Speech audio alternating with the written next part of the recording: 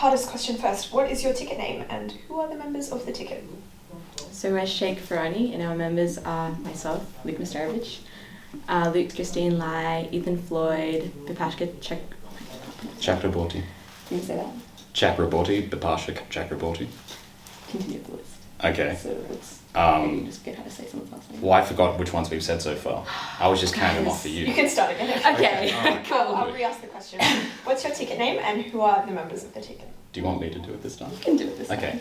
So we are Sheikh Farani, and our members are myself, Luke Mesterovic, Katarina Butler, Luke Cass, Eamon Murphy, Christine Lai, Ms. Ansari, Andy Park, Ethan Floyd, Bipashka Chakraborty, and dear God.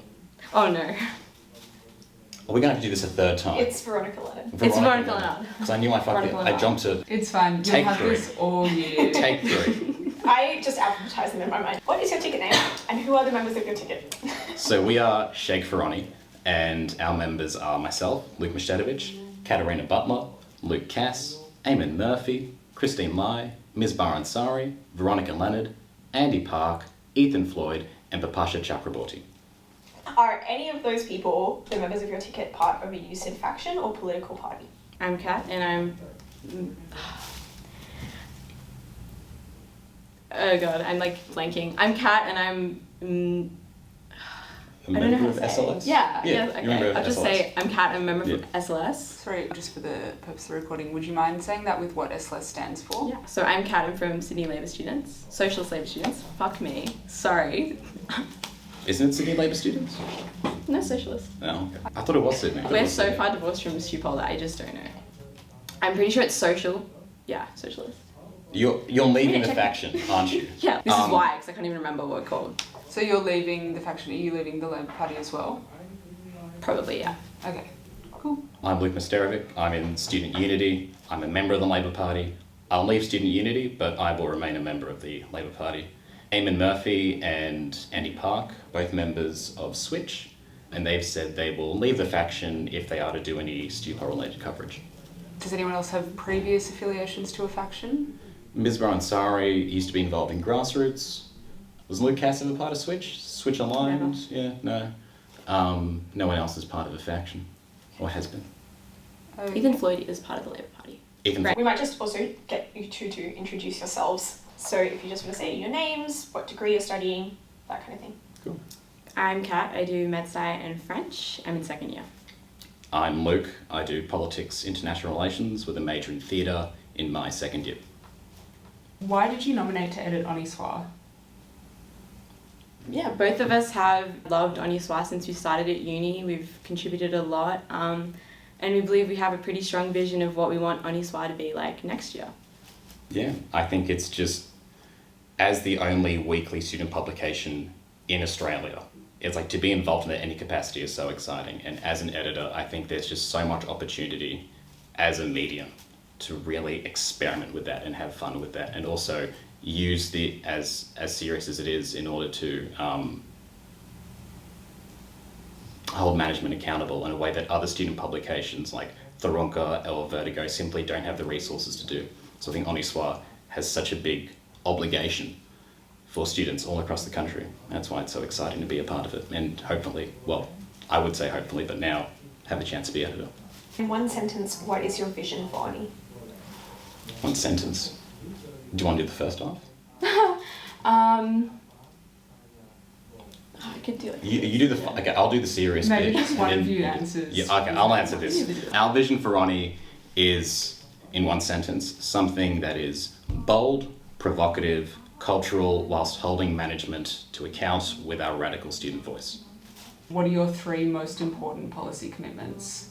Yep. So our first one is to hold colleges to account. Our second one is to create a more engaged writing and reporting community. And our third one, I forgot.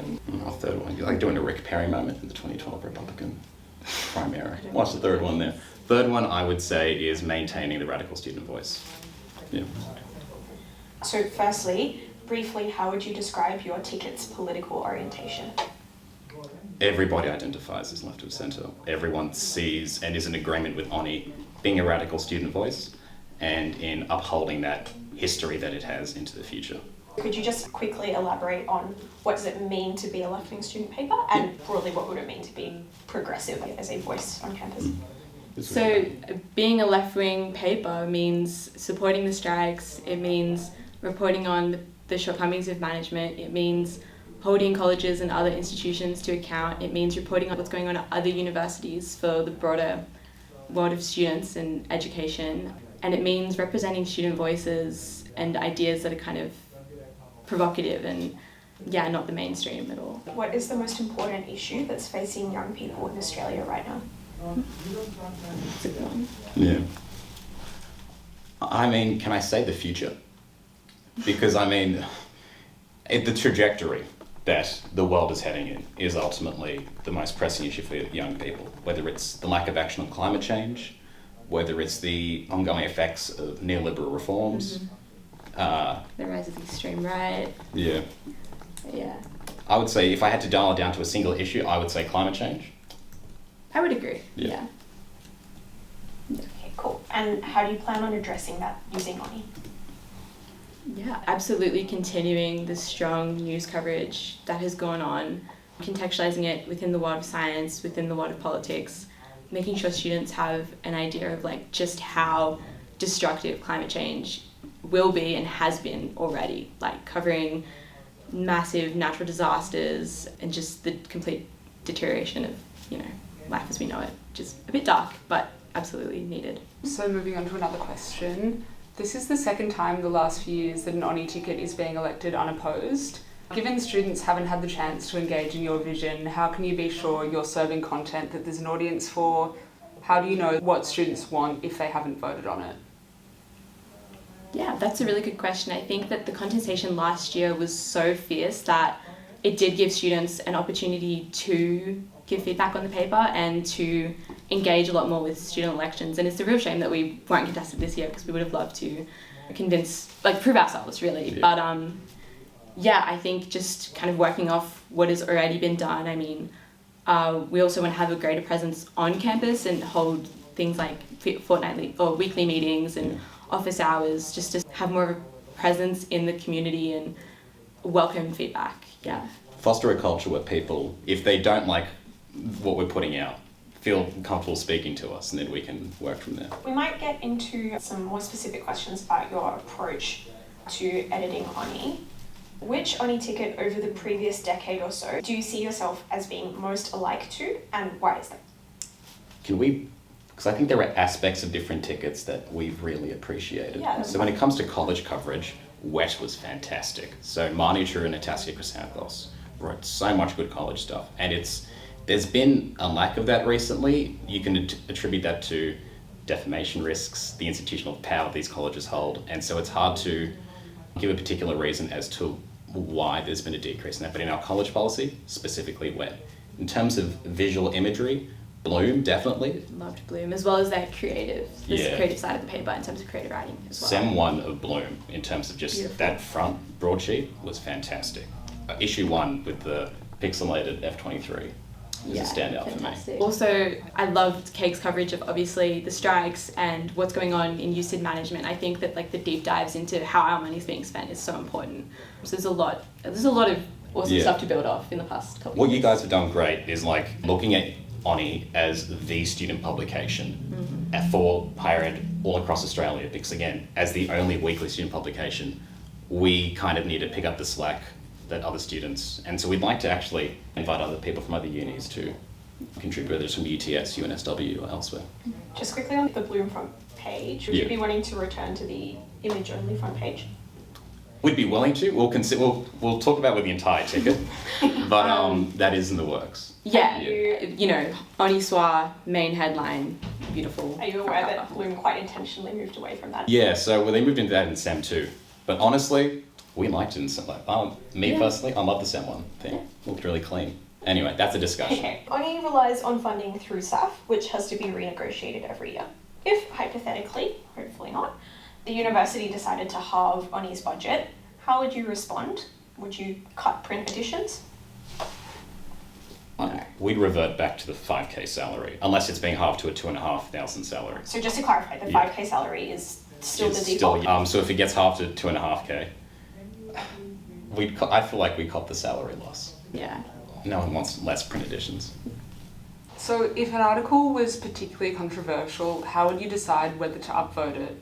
How will you navigate this sort of difficult decision making within the ticket? So this is something that might carry a heavy defamation risk, maybe it's a 50-50 split on whether or not it should go up, that kind of difficult interaction within the ticket. Previous tickets have done systems where you need 7 or 8 members of the ticket to be on board in a particularly controversial thing. We haven't had an entire caucus over it, but we would figure something out in that vein in terms of having kind of a supermajority. As well as also like consulting heavily with, the legal team that we do have in SIC. Yeah. That would be key. Have you had discussions on the ticket about, for instance, how you might handle things you have political disagreements over? For example, if one editor is particularly against publishing something, would you have veto powers? Any thoughts about that? I think we'd still stick to a majority rather than having veto powers, especially if it's something political rather than something vision-wise. Have you had conversations about how you intend to distribute editors' responsibilities? Do you have a plan for that? We've had some discussion about how we'll distribute sort of sections of the paper, like I would focus on STEM since I study STEM, that kind of thing. Not too much further, but I think we'd probably aim to have similar amounts of people in our writers group, as well as, being open to moving people around if they were to meet one of us that clicked with more and wanted to write different types of pieces. But I think that we would definitely do that in line with, how many people do you have in your reporter group, but also how many people are you having to be in contact with every week in a reporter group. How do you see Honi coexisting with a revived pulp? We've chat to Pulp. They're quite busy right now. But we're organising a sit down just so we can clarify our different visions for the papers, so we're not treading on each other's toes. One thing, looking at just from a print standpoint, Pulp is that glossy paper, right, which lends itself so much better to photography. We see ourselves more as a kind of, underground art paper, but they're also, Yeah, I think that they're much more visual and we would be more... Yeah, we're also more long form, they're more short form. Yeah. One thing that Pulp was sort of set up to do by the USU was to do more culture writing. Do you see that as potentially stepping on your toes in terms of a more Bloom's-like culture writing focus? I honestly don't think so. I think that one of the things that's so amazing about Honi is that it does have so much student perspective and, culture writing. And more of that doesn't scare me. Like if it's coming from two places, I don't think that's a good problem to have. In comparison to previous years, a fairly high number of your members are involved in or aligned with political factions. Some of them quite different. So you've got people in Labour right and people adjacent to SOL. Have you had discussions about how you might potentially navigate those political differences or how you'll manage potential conflicts? That's mainly come down to us deciding, having, again, a supermajority yes. We haven't decided on a specific number yet, but some way in which that can balance out. I'm in student unity, but my personal political beliefs, I'm a Whitlamite, first and foremost. Like Ben Chifley is probably who I identify most with on the political spectrum. Student unity just got amazing, lovely people, he said, and I love them to death. I feel like, but amongst the ticket, I think it's similar enough that if we were to need a supermajority, no one's an outlier in terms of politically, at least. There are particular issues that presumably you do disagree on. For example, whether you should work with the Labour Party. Obviously, you might outvote people, but I guess the question is more about how you would kind of manage a working relationship with them beyond just voting up or down one particular article. The question is getting at if 7 people vote to work with the Labour Party, this is just a theoretical thing, and 3 people vote against it, those 3 people are going to be pretty grumpy, so managing that. We've already put in place grievance officer and other structures, but definitely something we'll chat about. It's also putting the paper above personal politics. I'm a member of the Labour Party. But we're also all editors of Honi Soit. Yeah, we think the party should be held to account when it does stupid stuff, like supporting stage 3 tax cuts or something else like that. Let's move on to some questions about engaging with reporters. So a few things. Obviously, reporters are busy, living lives, often aren't super consistent. Do you have an idea of what you might do if, for example, a reporter regularly hands in articles late or was to hand in an article that needed very significant edits?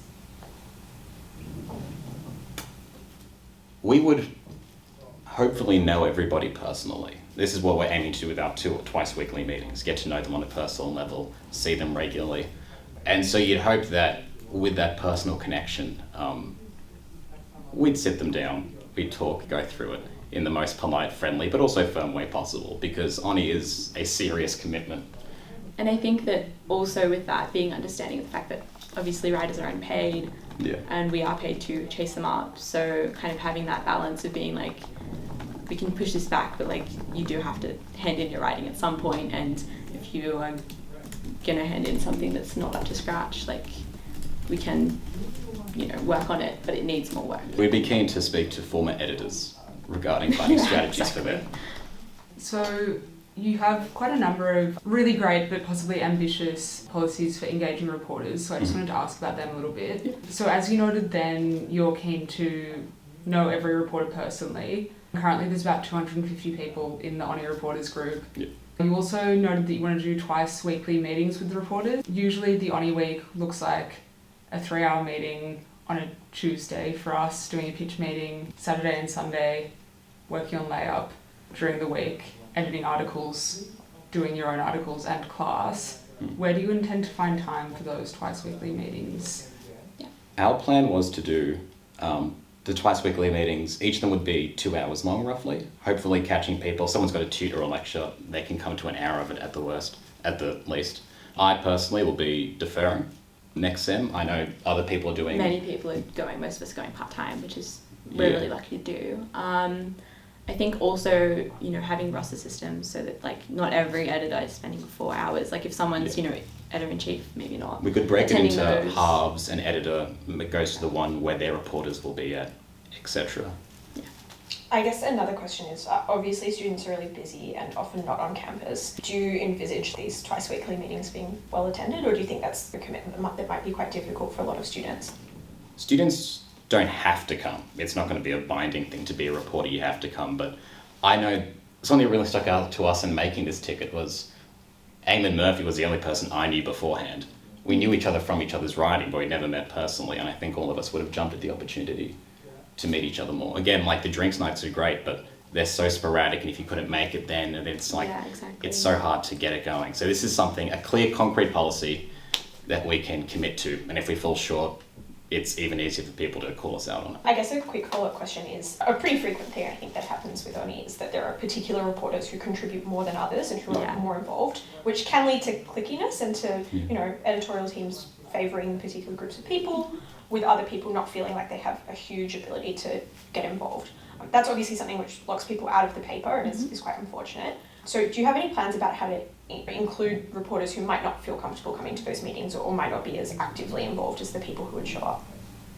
Yeah, so like the quieter people, right? A big thing we discussed, and this is related to this, is that first article. Because the first article is such a shaping one, right? And I've spoken to so many people this year. I've been saying, get into Honi, you got to write for Honi. And I think they've always said is like, I'm so scared of writing my first article. Because like, that's the thing. That's the hurdle, yeah. So I guess the one thing we've written down so far is that we really want to help make that first experience a positive one. And even if that idea, if we're being quite frank, even if it's a bad idea, we're like, okay, well, how can we fix this? How can we work? How can we help them find their voice? Yeah, approaching, first pitch, first week. I mean, obviously, get flooded with pitches, hopefully, in the first week. But approaching all of them with like a yes and, yes, let's work on this. Yes, we'll focus on this part of it.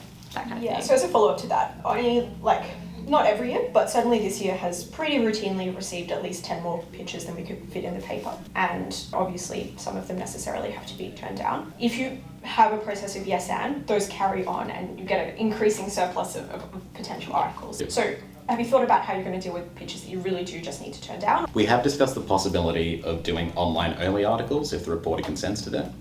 Again, if it is that situation where we do want to find them, because if we knock them back and that's their first experience and then it's so hard to get in. But obviously if they are set on being in the paper, we might say, well, how about next week? How about you come back having done this, and then we can work from there. Do you think it can be discouraging if people keep repitching something, but the article just isn't a good idea to begin with?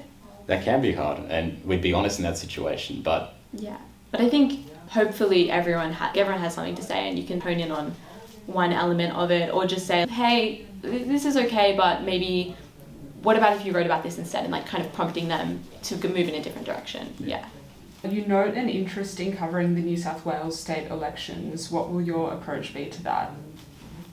Similar to this year, we'd love to do an election Oni and sort of build up the coverage leading up to the state election. Yeah, in relation specifically to higher ed and how that affects students. Do you have any idea of what the politics of that paper would be? Like, would you, for instance, be like suggesting that a particular election outcome is desirable?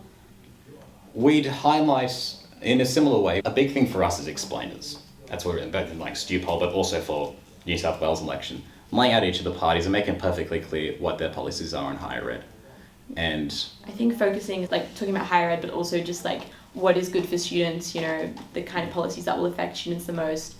We'd like to approach it in a sort of a little bit stepped back from party politics, because I think Honi as a radical voice shouldn't really be endorsing a particular political candidate. But I definitely, think they're all a little bit right too. Bit right of Honi. Yeah. But definitely, you know, approaching it from a left-wing point of view. Yeah.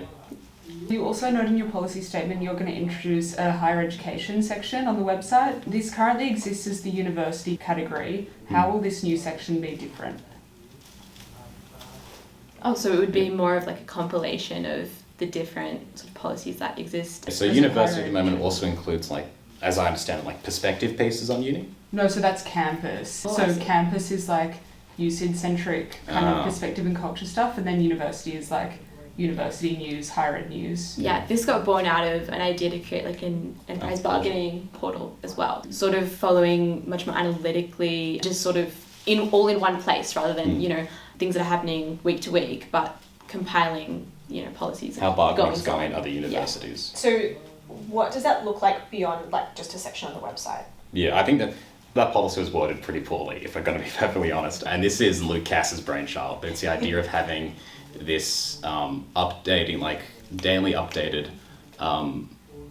So like a live blog type of thing? Yeah, essentially. The same way The Guardian kind of does the live blogs of ongoing. So like, I suppose Like maybe the way The Guardian did a coronavirus live blog in the early stages of the pandemic. So you flagged a number of changes, obviously, that you want to make to the Honi website, which is labyrinthine in the extreme. Yeah. Do you guys have the web design experience to deliver on that promise? Veronica Leonard. We're leaning heavily on. Yeah. An absolute whiz. She's already found some plugins relating to searching by name. We'll give them a go, see how we go, but... She works in IT, so we're very confident and grateful. Yeah, grateful, that's the one. Good to hear. Obviously, a big part of Honi, I guess particularly in comparison to the mandate that Paul's got set out for them, is to cover StuPol. So firstly, how do you plan to cover StuPol? And then secondly, do you have the institutional knowledge to do it? Yeah. So I love the live tweeting, live Instagramming of SSE. I think it adds a good amount of like gravity to the situation. Yeah. A big thing for us, would be like StuPol explainer stuff. So you guys did like the Cluedo-esque one this year. That's great, but it's also like, we'd like to have a spot for that on the masthead, just so it's easier for people to find, because I find like at the moment, even when I'll tell people, oh, this and this happened, like when, for an example, it says switch and someone's affiliation, have a link there and it goes to that page, just to make it more accessible, because the information's already there. Let's just make it as clear as possible. And do we have the institutional knowledge? We don't have as many ex-student politicians on our ticket as many other ones have. I've got a sporadic knowledge from being in the faction and going to most SRC meetings this year. Ms. Ansari served as an anti-culture officer.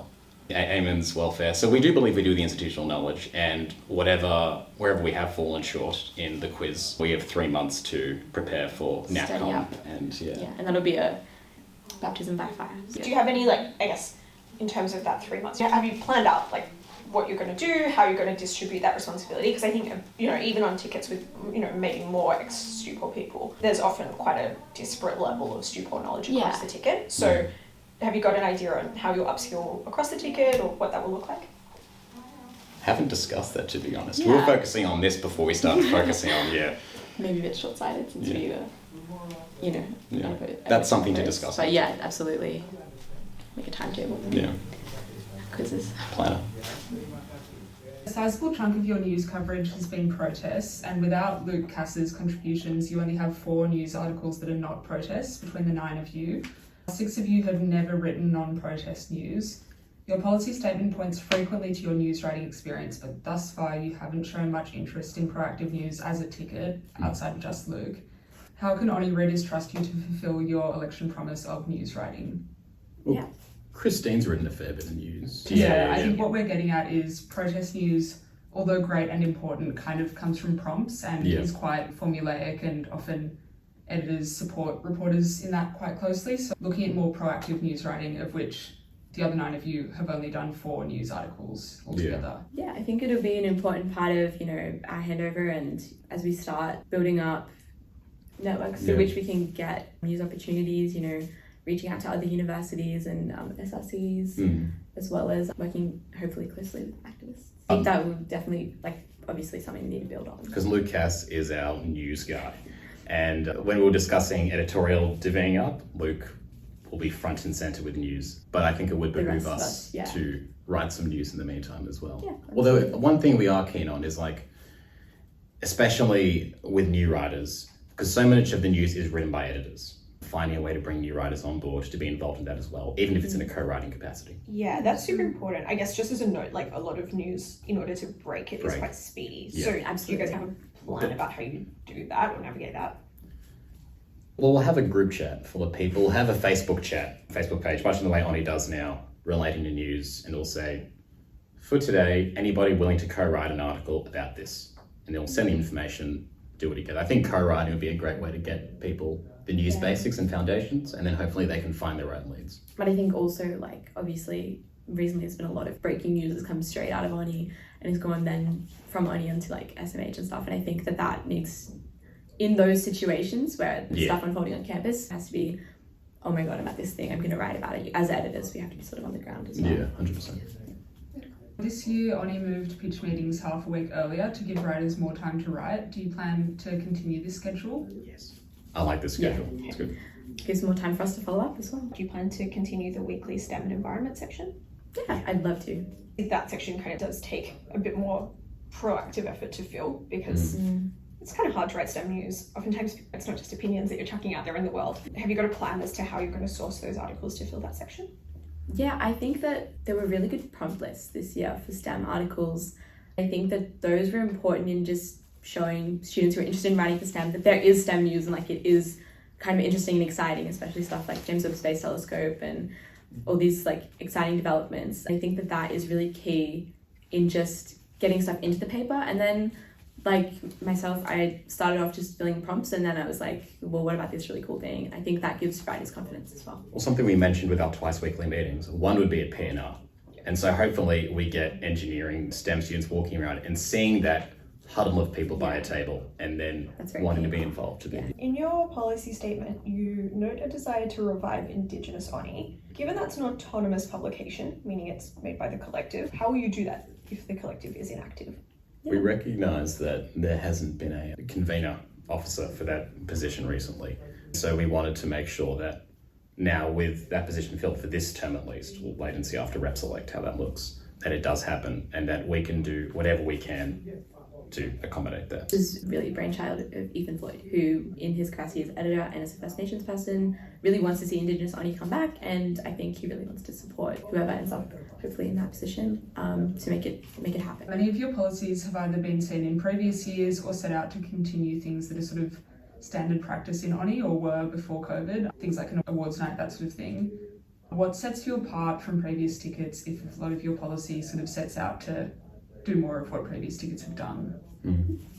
I think the twice weekly meetings is probably the most ambitious thing we have, and I think that's our real way of trying to find a method of Oni breaking out from the current clique as much as it can. There always will be an Oni clique, but I think there's nothing wrong with being conventional. I mean, there's a lot of good ideas and we think they should be carried on. There's a lot of good stuff going on. That's why we love Honi. So we want to edit it. You suggest in your policy statement that you want critical review coverage. What does this look like? And given that previous critical coverage of amateur performers has been pretty damaging to the relationship between Oni and the performing arts community, do you think that is a potential threat?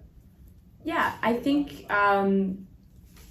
absolutely there's been reviews that have really been quite I think as editors, if a review gets written that is unnecessarily unfair, and I'm referring to a specific one written by Danny Said in 2021, I don't think that should be published. At the same time, we do believe in fostering a review culture that does offer Nobody who's involved in a review or a suds production wants a show to just be blanket. This happened, this happened, this happened, this happened. We believe everybody gets better from a genuine engagement with student culture, the student performing arts, and so a critical review is constructive criticism, nice criticism, not an elite hoity-toity smackdown of the very hard work of the people involved. There have been some good reviews recently, and I think that those ones sort of give credit where credit's due, as well as questioning why things are, maybe done a certain way, or pointing out potential flaws without talking down on people, because ultimately it's a student performance. The Honi review serves a specific purpose, and that's not to be the number one opinion on a piece of theatre or production. It's to sort of engage with performing arts at UCID, as well as encourage people to get involved or see something, that kind of thing. So I guess maybe just worth noting that a fairly common review coverage policy of previous tickets has been to, at least for amateur student performance, to try and encourage people just to attend. So in terms of if that conflicts with the kind of critical vision, which of those two things is more important? Encouragement. On that reviews note, one of the people on your ticket, Ethan, recently wrote a review of Arts Review that was kind of Dani Said-esque in its level of criticality. Obviously, you probably haven't seen the unedited review, but suffice it to say that it was quite critical, and in particular critiqued some things about the review that just are facets of sketch comedy. For example, that there wasn't a through line running through all sketches, which is just a part of reviews. I guess my question is this something that you talked about as a ticket prior to that? Have you kind of had a discussion about that article as a ticket since? We've had a discussion pre and post that article. Our view is that, there are definitely segments that we believe should have been more edited before it went up, because one line in particular, the pocket view walks Arts Review could run. I think that just gave off the wrong impression. It was not malicious, it was just poorly worded, which was a shame. It didn't express what he was actually trying to say there was no through line. It ended up being quite problematic and detracted from the rest of the view, which was a shame. Does that mean that within the ticket you came to a conclusion that future reviews would be quite different to that one originally was? Yeah. So your policy statement argues that Honi should branch out from its core arts law STUPOL demographic. How do you plan to action this, particularly given that besides one arts science student, your ticket is entirely comprised of arts or arts law students? I'm the STEM guy. I think as a facet of trying to engage more with the student community, that includes definitely STEM students. And I think that, hosting things on the kind of STEM P&R side of campus helps. But I think also just creating a community around Honi, which is sort of inviting and people can be more approachable, I think definitely breeds STEM participation, breeds all participation, which is essential. Some of the people on your ticket recently argued that Honi should not publish videos of police brutality towards protesters if it could potentially be used in a legal case against the protesters. Given this is a pretty substantial departure from coverage of protests in previous years, see in particular the 2020 education protests, can you justify this perspective? And is this a perspective of the ticket as a whole? That is not a perspective of the ticket as a whole. So what happened in that particular instance at the AFR summit was that there was somebody who was arrested who didn't consent to having their video being taken up. We agree with the point you made, Rowie. Yeah, we do think as Honi, as a radical student paper, we have an obligation to publicise that. But in that particular instance where somebody was arrested, we do believe they probably should have been consulted, or at the very least, face blurred out so that police brutality could still have been shown. In cases where people aren't arrested, we'd be more willing to put it back up. At that particular moment, the insinuation it was being done on behalf of a faction as opposed to Christine's actual concern was what prompted. As a follow-up, several people on our ticket had 30-minute phone calls of Saul yelling at us, which I think suggests that it is somewhat factional, there's a particular set of people. And to be clear, Saul was also asking us to remove all videos of Socialist Alternative members. So I think it sort of just is true that was a factional thing, not necessarily from Christine, but certainly a particular faction asking not to be portrayed in video. So is that something that, if you were receiving that sort of pressure from Socialist Alternative next year, is that something you'd agree to or concede to? I think the key thing is putting students first to a point, portraying what is actually happening. But I think that a step that we could have taken was to anonymise people, and also hopefully try and connect them with legal services so that they understand the implications of having their videos published in Honi, and what that may or may not contribute to any legal action. Our unanimous decision was making sure that student is aware of their rights and of the legal service, and if some discussion can't be made, if they're not willing to have themselves up, we will anonymise that person with a face blur or something. So generally the legal understanding that news writers and news reporters sort of run off with covering police violence is that it's important to democratise that sort of footage in order to support the person being arrested, because it gives an opportunity for public scrutiny on the police officer's violence. There's almost no instances that we were pointed to in legal conversations which would suggest it would be in any way bad for the protester to have that video on the internet. If you're editing Honi and you have that information, but there is someone, a stakeholder in Honi, asking you to remove the video, would you run with the legal advice or with the stakeholder's opinion? The legal advice. We'd run with legal advice. We definitely communicate that to them and make sure that they understand it's actually probably ultimately good that this video is published. Obviously, in this instance, we knew who the person in question was, but in many protests, coverage might be live, and it also might be someone who don't know and have no means of contacting, particularly if they've been arrested. Do you have any perspective on how people should be covering that sort of protest?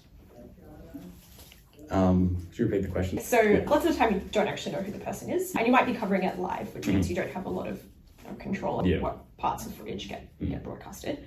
Given that, obviously there's a risk that some people have their video on the internet without having consented to it. Would you publish that video? We would still publish it. And then in the situation, again, if it was that particular moment, especially if somebody, hypothetical situation, first time at a rally, faces all over this thing that's gone out, them getting arrested, we'd inform them of legal advice. But I guess it was more of a that particular scenario where we just want to make sure that everybody was clear in terms of what was going on. Do you have any thoughts on how you'll approach running Honi social media? Yes, we actually did. I like it as it is, but we want to do more reels. So like The Guardian, Matilda Bosley, those explainer stuff, we want to do that from each of the factions, and other than what is the NTU? How does enterprise bargaining work? Stuff like that. I think it's quite labour intensive, but we're hoping that we will do it, sort of before. We want to do it over the summer break. Yeah. Do you have any general ideas about how to increase reach, or would you be wanting to keep things like the Instagram looking pretty similar? Yeah, Instagram would just include more. We're interested in expanding comedy as well, mainly through a multimedia presence, still keep it on the back page. Absolutely. And having Instagram, I think, as it is now. Yeah. So you'll keep the tiles rather than just posting art and stuff like previous years? The tiles are good for article highlights, we think are nice. Have you had a discussion about how you distribute social media running responsibilities? Because obviously that is a pretty big time sink for any editors. Yes, it is a big thing. No, we have not had particular discussion pertaining to social media coverage. Give us a list and we'll have all these discussions. Any final words for students? Pick up Honi Soit next time you're all walking through uni.